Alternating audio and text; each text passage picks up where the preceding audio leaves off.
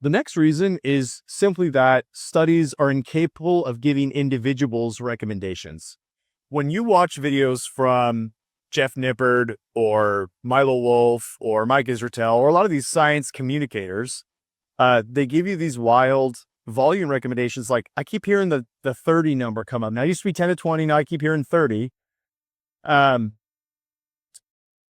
how you can tell these guys aren't coaches. Can you imagine a coach saying something like this? Hey, well, the last 40 clients I trained did pretty well on an average of like 15 sets a week. So we're just going to start you on 15 sets a week. What? No, that's how you know they're not coaches. A coach would be like, okay, tell you what, why don't we start with a very reasonable baseline, a very reasonable approach, and just see how you respond. And we'll make tweaks as we go. That's what a coach would do. So, but a study can't do that for you. It's incapable of doing it. A study is going to take a statistical analysis of many different individuals and give you something like a statistical average. And that's where you get these like 10 to 20, but you don't know if you're the 20 and you don't know if you're the 10 and you don't know if you're less. There's a podcast by 3DMJ where they had two of their coaches on there, Eric Helms and Jeff Alberts, both amazing athletes. Both I think they're both WNBF pro card holders. Amazing. Jeff Alberts is still competing on a national level in national bodybuilding in his 50s. I've been watching Jeff Alberts videos for probably 15 years. That guy,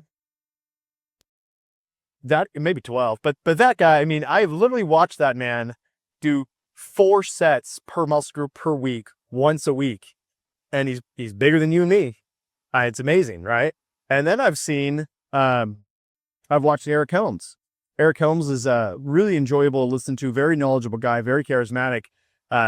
Recently won his pro card. He literally does sometimes 30, 35 sets for upper body muscles.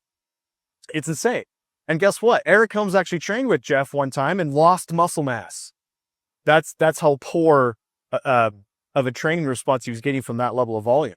My point here is that you have two very high level natural bodybuilders.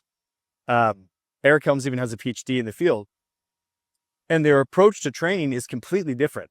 The individual needs and response to training can be very, very different.